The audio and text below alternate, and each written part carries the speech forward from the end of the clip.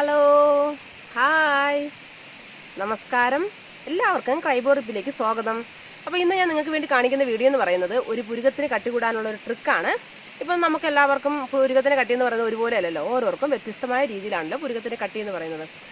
അപ്പോൾ ഈ ട്രിക്ക് എന്ന് പറഞ്ഞതിൻ്റെ കാരണം നമ്മുടെ പുരുകം എന്ന് പറയുന്നത് ജനറ്റിക്കാണ്.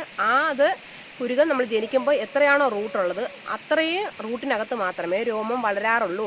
അത് 20 വയസ്സൊക്കെ ആകുമ്പോൾ തന്നെ നമ്മുടെ രോമത്തിൻ്റെ വളർച്ച പൂർത്തിയാകുന്നതാണ്.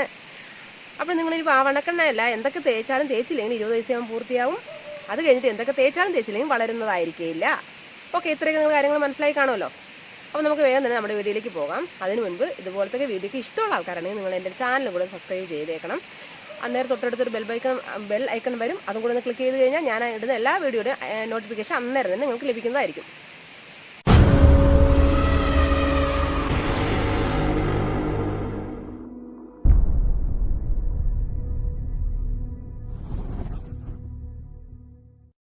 പുരുകം ഈസി ആയിട്ട് കട്ടി കൂട്ടാവുന്നേ ഉള്ളൂ.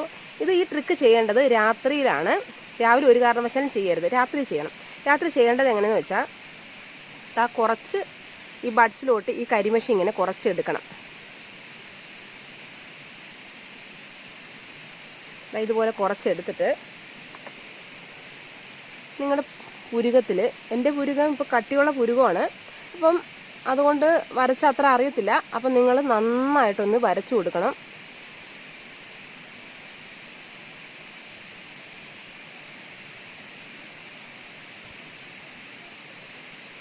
ഇച്ചിരി വൃത്തികേടൊക്കെ ആയാലും ഒരു കുഴപ്പമില്ല, നിങ്ങൾക്ക് അറിയാവുന്ന രീതിയിൽ വരച്ചു കൊടുത്താൽ മതി.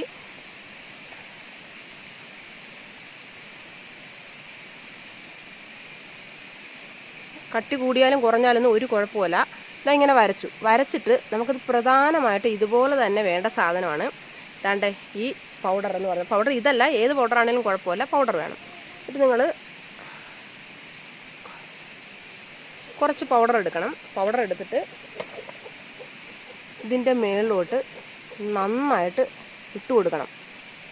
ഇടുന്നത് എന്തിനെന്ന് വെച്ചാൽ ഈ പൗഡർ ഇട്ട് കഴിഞ്ഞാൽ എത്ര വലിയ കരിമഷിയാണേലും പടരത്തില്ല. ഇതുപോലെ ഇട്ടിട്ട്